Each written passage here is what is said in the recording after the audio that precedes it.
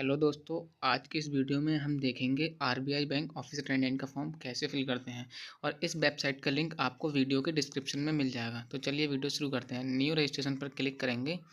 उसके बाद यहाँ आपको अपना फर्स्ट नेम एंटर करना है, जैसा कि आपके 10th की मार्कशीट में मेंशन रहेगा। ये ध्यान रखिए दोस्तों, यहाँ पे आपको सारी डिटेल 10th की मार्कशीट के अनुसार ही भरनी है। इसके बाद आपको यहाँ पर कंफर्म फर्स्ट नेम पर क्लिक करना है। अगर आपका कोई मिडिल नेम है तो मिडिल नेम में भर दीजिए, वरना इसको खाली छोड़ सकते हैं। फिर आप सारा नेम भर सकते हैं। इसके बाद दोस्तों आपको यहाँ पर अपना मोबाइल नंबर एंटर करना है। मोबाइल नंबर एंटर करने के बाद आपको कंफर्म मोबाइल नंबर करना है। इसके बाद आप अल्टरनेटिव मोबाइल नंबर दे सकते हैं अगर है तो, अदरवाइज़ आप इसको खाली छोड़ सकते हैं।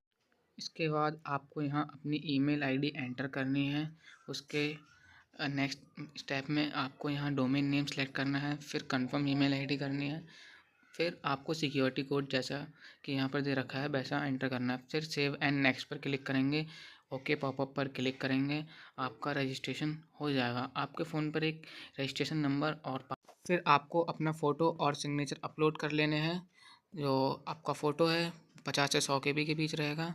फिर आपको यहाँ अपनी ग्रेजुएशन का स्टेटस सेलेक्ट करना है कि 2026 21 2026 के अनुसार आपके हुआ है तो येस, अदरवाइज़ नो कर दीजिए। आपको यहाँ अपनी कैटेगरी सेलेक्ट करनी है।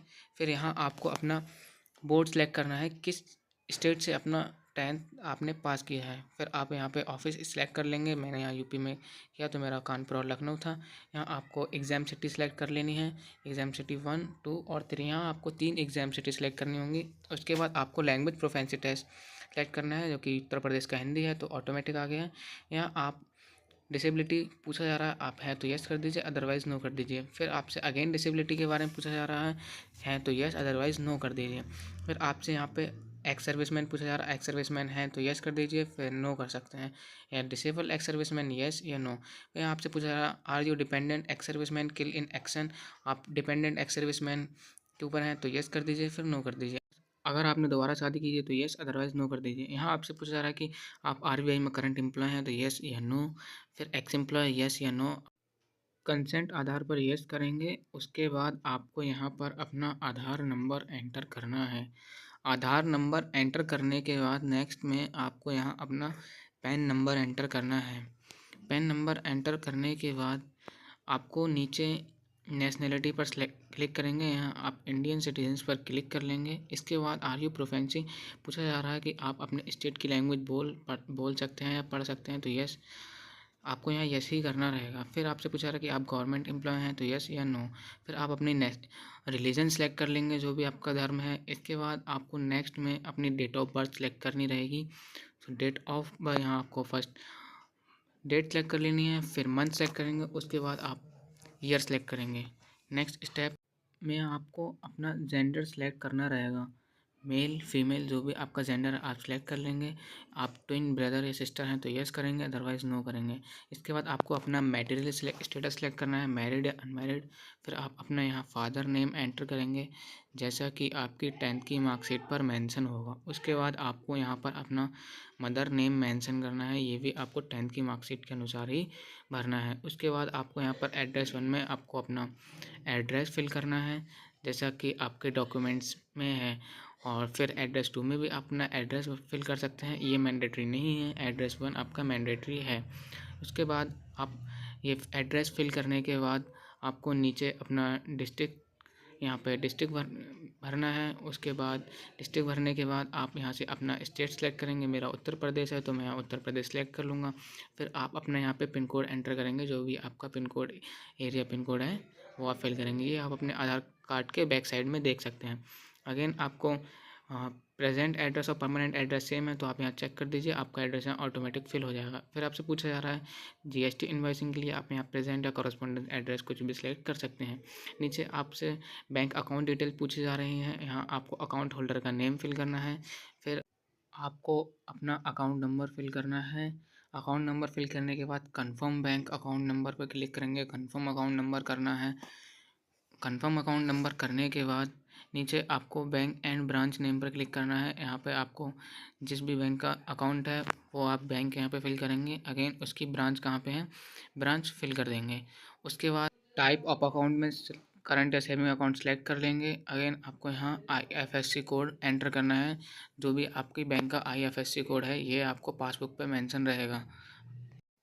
सब कुछ फिल करने के बाद आपको वैलिडेट योर डिटेल्स पर क्लिक करना है। यहाँ पर वेरीफाइड सक्सेसफुली हो चुका है। ओके पॉपअप पर क्लिक करेंगे, फिर नेक्स्ट ऑप्शन पर क्लिक करेंगे। यहाँ पे आपसे आपकी क्वालिफिकेशंस डिटेल पूछी जा रही हैं। यहाँ आपको डेट ऑफ पासिंग सेलेक्ट करनी है। ये डेट दोस्तों आपको अपनी मार्कशीट पर मिल जाएगी। जैसे कि मेरा स्टेट यूपी बोर्ड है, तो स्टेट यूपी बोर्ड में आपको मार्कशीट के नीचे प्रिंटिंग मिल जाती है। यहाँ पर अपनी डेट ऑफ पासिंग सेलेक्ट करूँगा। जैसे कि मैंने 2022 में पास आउट किया है, तो मैंने यहाँ पे अपनी 2022 और मार्कशीट प्रिंटिंग डेट यहाँ पे मैंने सेलेक्ट कर ली है। यहाँ पे आपको परसेंटेज डालनी है, जैसा आपकी 10th की मार्कशीट में है जितनी परसेंटेज है वो आप यहाँ फिल करेंगे। उसके बाद आपको अपने बोर्ड का नाम यहाँ डालना रहेगा। बोर्ड नेम डालने के बाद फिर आपको यहाँ अपनी क्लासेस सेलेक्ट करनी है। आप फर्स्ट क्लास या सेकंड क्लास या थर्ड क्लास डिवीज़न से पास हुए हैं। अगेन आपको यहाँ 12th की डिटेल फिल कर सकते हैं, ये मैंडेटरी नहीं है तो आप फिल कर सकते हैं। यहाँ आपको डिग्री स्ट्रीम में आपको सेलेक्ट करना है कि किस स्ट्रीम से आपने किया था। फिर आपको अपनी डेट ऑफ पासिंग सेलेक्ट करनी है, जिस भी ईयर में आप 12th पास आउट किया है वही आपकी, ये भी आपको मार्कशीट पर मेंशन रहेगा। ये आप मार्कशीट से देखकर भर सकते हैं। उसके बाद यहाँ पे आपको परसेंटेज ऑफ मार्क्स फिल करना रहेगा, जो आपकी 12th में परसेंटेज है। याद रखिए दोस्तों, आपको डेसिमल के बाद 2 डिजिट फिल करने रहेंगे। यहाँ फिर आपको अपना नेम ऑफ बोर्ड लिखना है। जैसे कि यूपी बोर्ड मेरा स्टेट बोर्ड था, तो मैंने यूपी बोर्ड यहाँ लिख लिया। यहाँ आप किस डिवीज़न से पास आउट हुए थे, तो यहाँ मैंने डिवीज़न भी सिलेक्ट कर लिया है। उसके बाद अगर आप एम्प्लॉयर हैं तो आप यहाँ पे येस और नो कर सकते हैं, आप अदरवाइज़ खाली भी छोड़ सकते हैं। इसके बाद आपको नीचे लैंग्वेज वाले सेक्शन में आना है। यहाँ आपको हिंदी लिख देना है। आप पढ़ सकते हैं, लिख सकते हैं, बोल सकते हैं, तो तीनों ऑप्शन पर चेक कर दीजिए। उसके बाद सेकंड लैंग्वेज आप यहाँ पे लिख सकते हैं। उसके बाद ये भी अगर आप पढ़ सकते हैं, लिख सकते हैं, बोल सकते हैं, तो ये आप तीनों को चेक कर दीजिए। आपके पास कोई और लैंग्वेज है तो फिल कर सकते हैं, अदरवाइज़ खाली छोड़ सकते हैं। उसके बाद आपको वैलिडेट करना है। ये देखिए यहाँ वेरीफाइड हो चुका है। फिर आपको ओके करके सेव एंड नेक्स्ट वाले ऑप्शन पर चले जाना है। आप सेव एंड नेक्स्ट वाले ऑप्शन पर चले जाएंगे, आपके सामने यहाँ पर आपका फॉर्म का पूरा प्रीव्यू आ जाएगा। यहाँ आपको अपनी सारी डिटेल्स चेक कर लेनी है। अगर कुछ भी डिटेल्स आपकी गलत हैं तो आप बैक जाकर डिटेल्स करेक्शन कर सकते हैं। यहाँ पर मेरी सारी डिटेल्स ठीक हैं, तो सबसे नीचे आके मैं आई एग्री और कंप्लीट रजिस्ट्रेशन पर क्लिक करूँगा। उसके बाद ओके पॉपअप पर क्लिक करूँगा और कंटिन्यू से ओके कर दूँगा। उसके बाद आपको अपना लेफ़्ट थंब इम्प्रेशन अपलोड करना है। लेफ़्ट थंब के बाद आपको हैंड रिटन डिक्लेरेशन अपलोड करना रहेगा। याद रहे दोस्तों, आपका लेफ़्ट थंब इम्प्रेशन 20 से 50 KB के बीच होना चाहिए। तो मैं यहाँ अपना लेफ़्ट थंब इम्प्रेशन अपलोड करने वाला हूँ। यहाँ जहाँ भी आपका फ़ोल्डर में आपका इम्प्रेशन है वो आप सेलेक्ट करके यहाँ पे अपलोड कर दिया है। फिर यहाँ देखिए सक्सेसफुली अपलोड हो चुका है।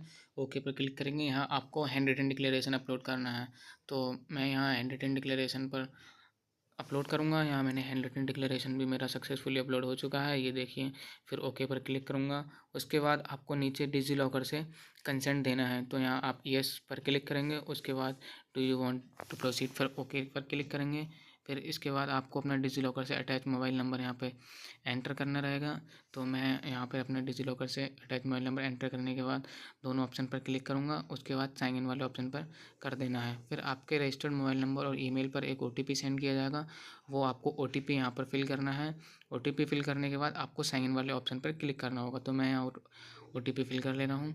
यहाँ देखिए मैंने OTP फिल करने के बाद साइन इन वाले ऑप्शन पर क्लिक किया है, तो मुझे यहाँ से डिजी लॉकर के डॉक्यूमेंट्स भी डायरेक्ट कर दिया जाएगा। तो यहाँ मैं डिजी लॉकर के डॉक्यूमेंट्स पे आ चुका हूँ। तो मुझे यहाँ आधार और 10th की मार्कशीट पर चेक करना है। यहाँ पे चेक करने के बाद आपको नीचे स्क्रॉल करके आना है और अलाउ वाले ऑप्शन पर क्लिक कर देना है। जैसे ही आप अलाउ करेंगे तो आपके डिजी लॉकर से डॉक्यूमेंट्स और डिटेल्स फैच होकर के IBPS की वेबसाइट्स पर चली जाएंगी। तो यहाँ से मुझे वेबसाइट्स पर रिडायरेक्ट किया जा रहा है, तो यहाँ थोड़ा सा वेट कीजिए।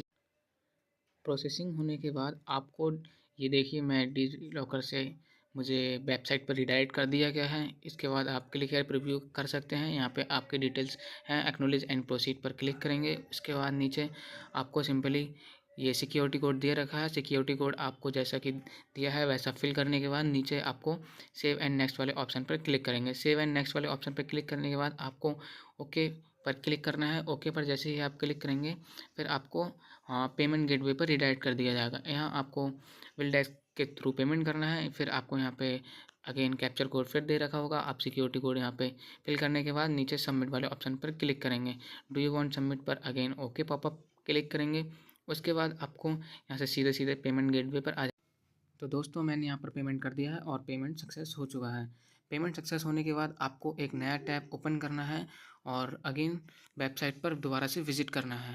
वेब आपको प्रिंट डाउनलोड करने का मैं बता रहा हूँ। आप नया टैब ओपन करेंगे और वेबसाइट पर विज़िट करेंगे। फिर आपको यहाँ लॉग इन पर क्लिक कर, हाँ यहाँ आपको रजिस्ट्रेशन नंबर और पासवर्ड एंटर करना है। ये रजिस्ट्रेशन नंबर और पासवर्ड आपके रजिस्टर्ड ईमेल आईडी और मोबाइल नंबर पर सेंड कर दिया गया है जब आपने रजिस्ट्रेशन किया था, और आपको स्क्रीन विंडो पर भी ये पॉपअप मिल चुका था। तो मैं यहाँ पर रजिस्ट्रेशन नंबर और पासवर्ड एंटर कर लेता हूँ और फिर आपको प्रिंट डाउनलोड करने बताता हूँ कैसे करते हैं।